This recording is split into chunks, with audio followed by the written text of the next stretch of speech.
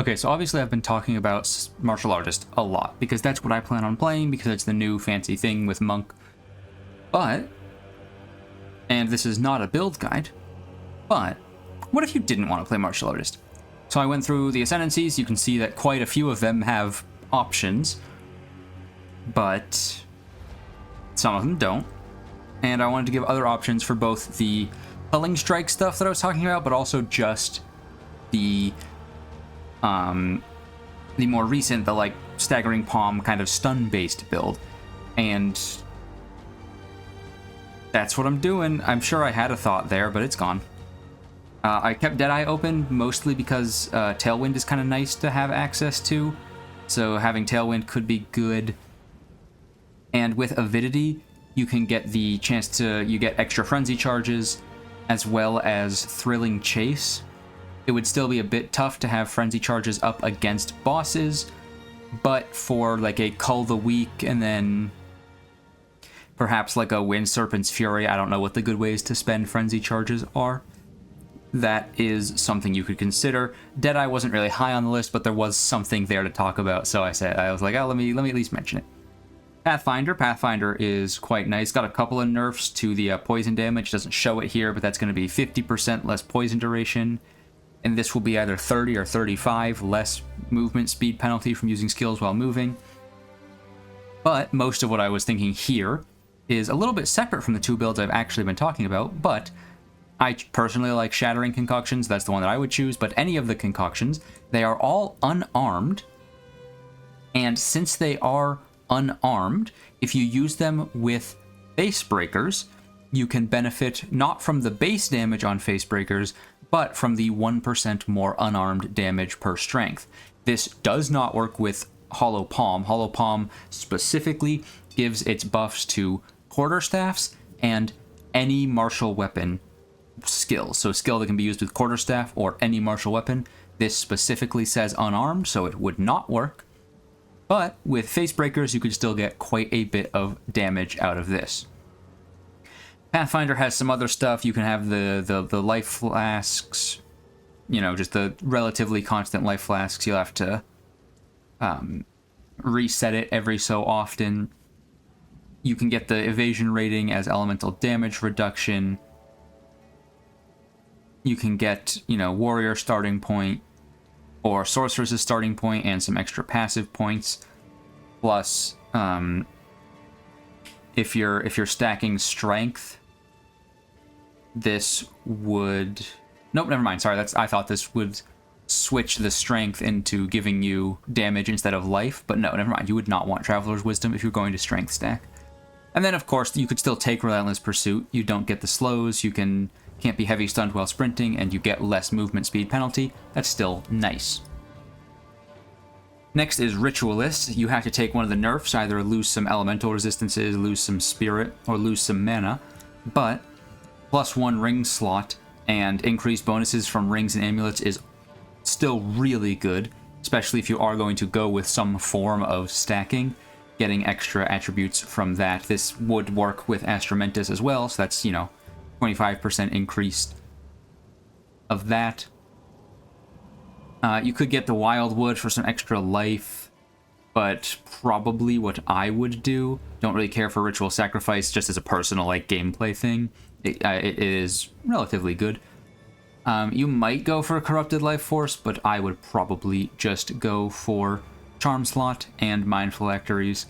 So you would, you know, have to find a way for mana to be like pretty consistently regened for these, but you could constantly be triggering your charms.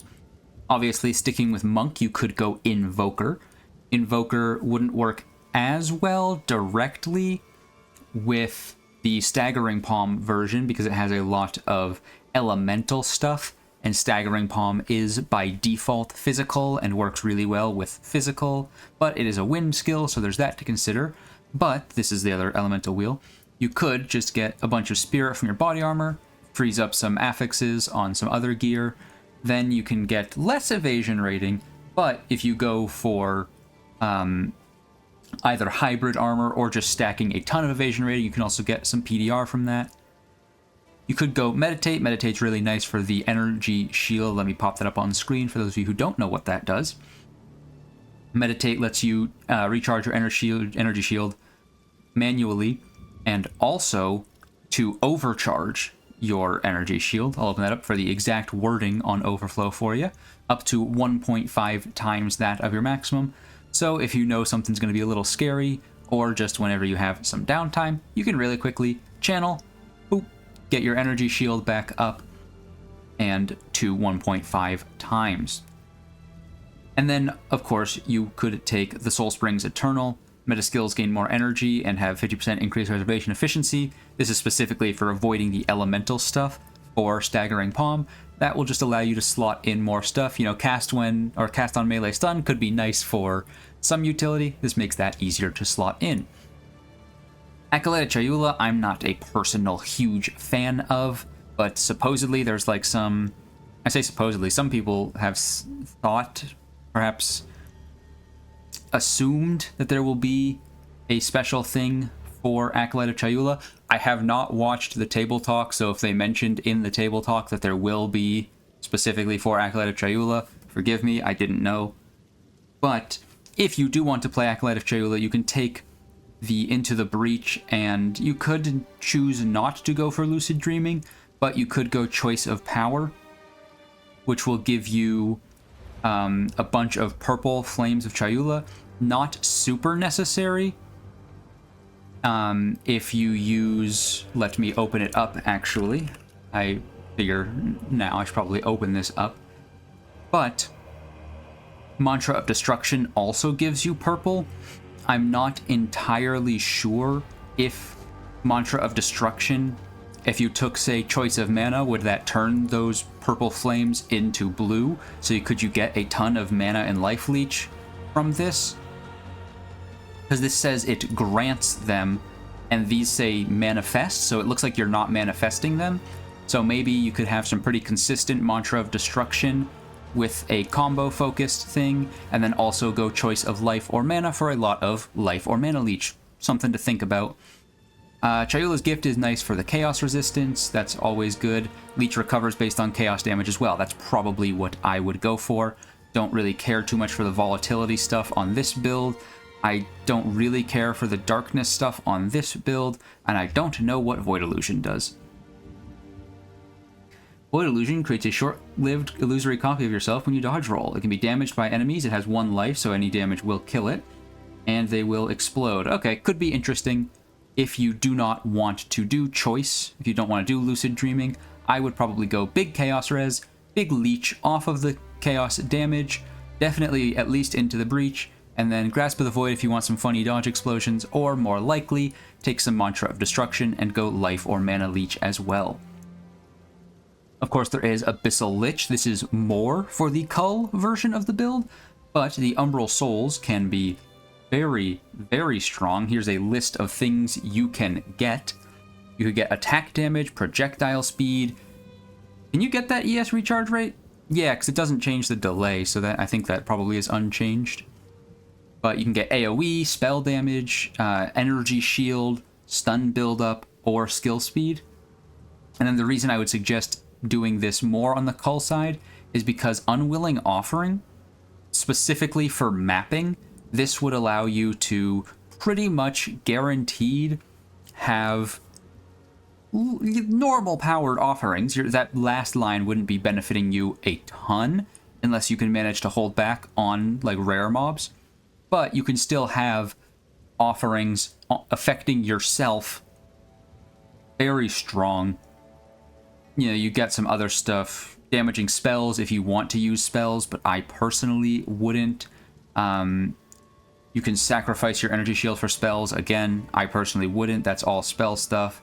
No inherent mana regen, but you gain equal to your maximum life, and some damage bypasses energy shield, but that allows you to take eternal life, which means your life cannot change while you have energy shield. Some very strong stuff.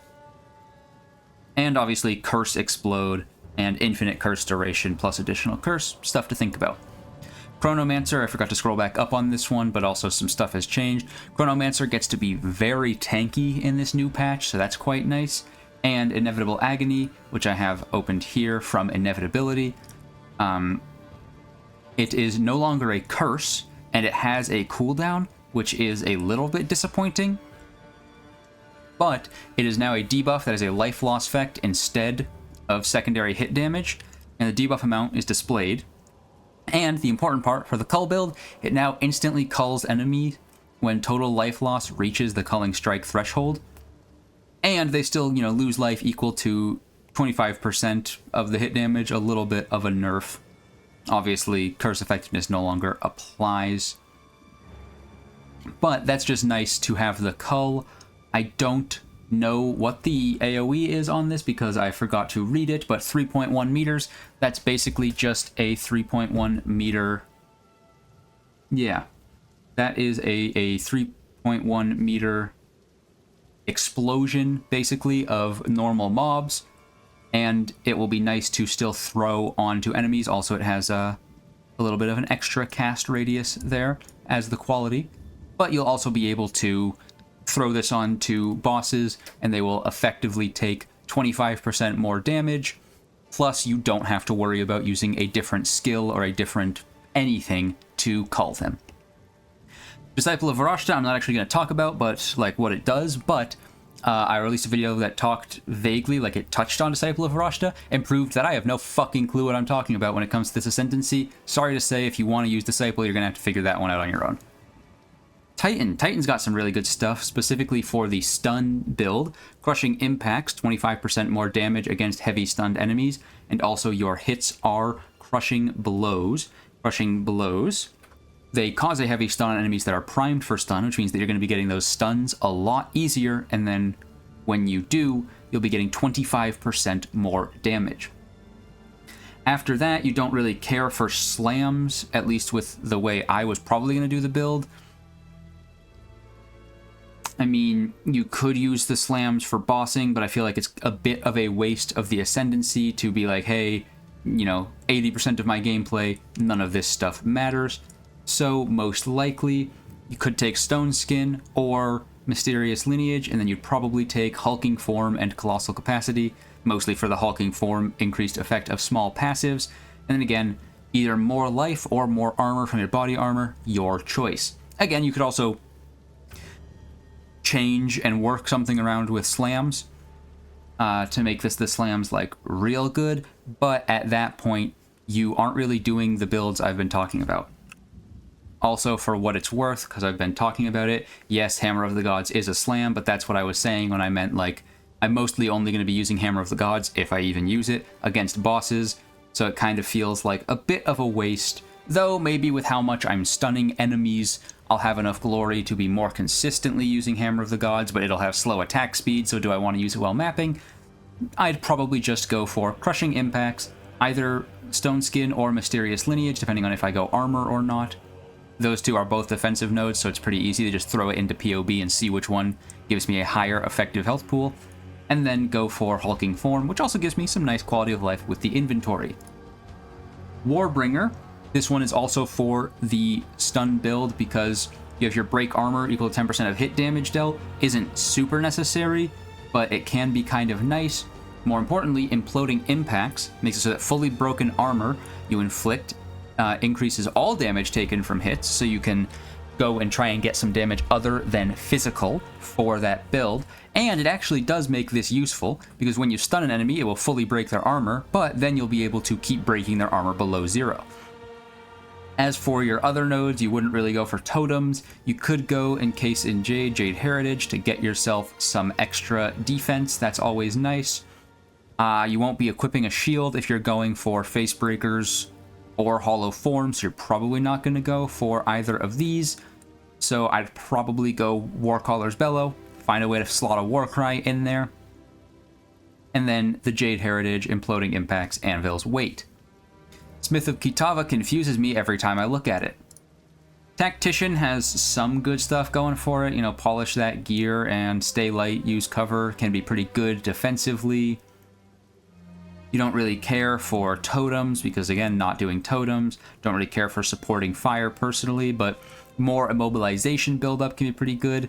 And projectile damage builds pin. Staggering Palm does make you shoot out projectiles. So there's something there for a bunch of different types of CC.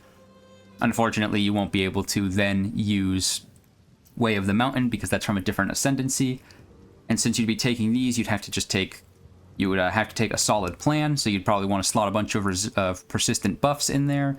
And then you can either go banners with whoever pays best to get more consistent banners and more banners down, or you could do Watch How I Do It, but I'm not going to have any allies, so I don't think I would personally do that if I were to go Tactician. For the Cull build, there is the obvious choice of going Witch Hunter that I feel like everyone has thought of, free Culling Strike and the Decimating Strike as well. For those of you who don't know, Decimating Strike hits against full life enemies, remove between 5 and 30% of life before the damage of the hit is applied, which I believe, someone else commented on this, also is before the culling check is done, which means that Decimating can effectively give enemies 5 to 30, depending on the roll, % less life. That works against the culling threshold, so you only need to get to 95 or 70 if you get, infinitely lucky, % of their life as culling threshold. But what that means is that you're more likely to, you're going to want to build for worst case scenario, but that is effectively 5% less life against most things while mapping, and potentially chunking bosses out. I do not believe there are any ways to increase what is considered full life for enemies. There are for yourself, but again, I do not believe for enemies. So, if there was a way to make it so that enemies were considered on full life while above like 90% life, you could have Decimating Strike. It would really help against the low rolls, but I do not believe that is a thing. Other than that, you could go Weapon Master for the weapon swap stuff, so you could spec more into your secondary weapon set. There's the whole concentration stuff. Concentration, I'm pretty sure you do good stuff with concentration, but I've never played Witch Hunter, so I don't know how it actually feels, but just the numbers on it sound good. Sorcery Ward, and the Sorcery Ward for physical and chaos damage, just a really good defensive layer. And of course, there is also Explode if you want that for mapping. If you are going for the stat stacking version of the build, Gemling Legionnaire endgame could be very good. Obviously, the enhanced effectiveness gives you 20% less attributes, but if you are stacking enough attributes, it will get to a point where the inherent bonuses are potentially worth it. I don't know what the exact breakpoint is. The attribute requirements is also nice. It lets you just stack one thing. If you're just stacking strength, you can still slot in a bunch of dex and int support gems. They're changing some of this stuff over here, so all gems are getting a new quality. I believe it's all gems are getting a new quality as well, so that is something to consider, that the new quality for these skills might be so crazy that Gemling Legionnaire is worth it early game as well, but my guess would be it is mostly going to be extremely endgame stat stacking. For this specific build, I think Gemling Legionnaire is going to be good for other builds, even early game, but for this specific build. Now, as for Oracle, there is, the obvious, there's the crit stuff and the, lesser harm for some pretty good defensive layers. Totems, we again do not care about. Moment of Vulnerability's got some good stuff going for it. Hitting enemies that are primed for stun, electrocute, or freeze. Well, mostly the prime for stun on the stun build. That could be pretty good, especially if you manage to get... Especially if you manage to do the Hammer of the Gods thing, you can get effectively a doubled Hammer of the Gods, something to consider. Obviously, there's also the Paths Not Taken. There's just so much stuff on the tree that you can get. I don't know anything about that, but there's some good stuff there that I have seen. Couldn't tell you what any of it is, but that's because you're putting me on the spot here. And then this is for spells. You don't care about Align Fate spells for the most part, but we'll see that with Shaman later. Also, of course, there's Entwined Realities, but that's just more skill tree stuff. And then, of course, there is Shaman. Shaman has the spirit for each of your empty charm slots. There's something to be said about that. If you don't care for charms or don't think they're stronger than 40 spirit each, you could grab that for extra reserve. You can get the bonded modifiers from runes and idols. Those are always nice to have. I'm skipping over this next one because that's kind of the important one that I want to talk about. Less elemental damage taken, and you adapt to the highest elemental damage hit type of each hit you take. And then you take even less elemental damage. That's pretty good defensively. And then this allows you to get some fizz taken as elemental and makes your adaptations even better.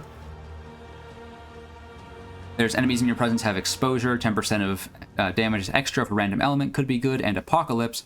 But quite important is Druidic Champion. Every 2 rage also grants 1% more spell damage. And Furious Wellspring. No inherent loss of rage. Regenerate 6% of your max rage per second. Increase in reductions to mana regeneration. Also apply to rage regeneration rate. Sorry, I can't read. Skills have rage cost and 7 to maximum rage. That skill rage cost might be kind of tough to get around, but if you can get around it, you definitely want to take Furious Wellspring. But even worst case scenario, you go Druidic Champion and you stack Rage with Staggering Fist and Cast on Melee Stun, I believe is what it is called. Yes, Cast on Melee Stun. You will be stunning so much anyway.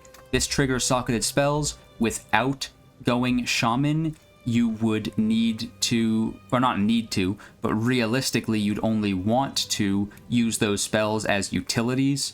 Something like curses, or well, curses are the typical answer, at least in my PoE 1 brain. But with Druidic Champion, you can kind of go for a hybrid build where you're stunning enemies and then getting some big spells to pop off during when you stun an enemy. That could be more of a bossing thing. I feel like you won't really need it. But cast on melee stun, 1,000 energy per enemy power when you heavy stun an enemy with a melee hit. And 10 maximum energy per 0.1 seconds of base cast time. So you can get 10 seconds of base cast time that you are casting whenever you heavy stun a power 1 enemy. Unique monsters have 20 power, so you could cast some stuff with crazy cast time. You could make it a bunch of different spells added together, or just something like even maybe a comet if you really wanted to. I don't know exactly how you would scale the comet personally, but you could go for something like a comet that triggers that. You'd gain a bunch of extra damage from rage, which would also be granting you the base melee damage that rage gives you. Yep, I definitely wanted the rage demon. The basic 1% more attack damage. You can scale a bunch of max rage, though it is getting a little bit nerfed. I believe Hate Forges are getting a little bit nerfed. And there is also a helmet, I believe. Okay, no, I was just thinking of the Vertex Unique Helmet, which is also getting nerfed. But Hate Forge, it's written a bit weird here. Previously could roll, or perhaps even still, might not roll this, but previously could roll 8 to 12 maximum rage for each time you've used the skill that requires glory in the past 6 seconds up to 5 times. And now it just rolls plus 16 to 30 maximum rage if you've used a skill that requires glory. So with the, big rage stuff on Shaman, just make sure you got a glory skill in there. Hammer of the Gods, perhaps, though you'd have to use it every 20 seconds, but you should be stunning enough that it's worth doing that to keep the rage up for all that damage. So those are my ideas for other Ascendancies. You could use them, just basic things that I'm throwing out. I haven't thought a ton into them because, again, I will personally be using Martial Artist. By the way, Martial Artist bells just got changed a little bit again. They just released the JSON for the skill tree, and Martial Artist bells. Let me pull up the old Martial Artist so I can tell you actually what changed. So the Martial Artist bells have just slightly changed from even this. a bell appears every 3 seconds by default now. That still might change with the levels. I don't know exactly how levels affect skills from ascendancies, but the version that is shown in the JSON for the skill tree file, the JSON file for the skill tree says a bell appears every 3 seconds. Still limit 3, 21-second duration, modifiers to recovery rate also apply to bell appearance frequency, but just a very slight nerf, potentially. Judging by the 2.05, though, that might be something that changes with level. We will have to see. Anyway, those are my ideas. Those are my ideas for other things you could do for other ascendancies while still sticking to somewhat of the same build identity. Much easier to do now that I've pretty much decided that I'm abandoning the hollow form idea. Someone might find some crazy stuff with it, and I end up choosing that for my bossing instead. But I'm thinking weird combo shenanigans personally. We'll also have to see what Fists of Stone does to some of the unique gloves that I might want to use. Anyway. One of these days I'll make a build guide. Who am I kidding? Why would I tell you that? Why would I tell you that? It might not ever be true. Holy, I know I'm gonna have to cut some of that out because there was a lot of dead space. How did that end up being a 30-minute recording? I can talk, as it turns out.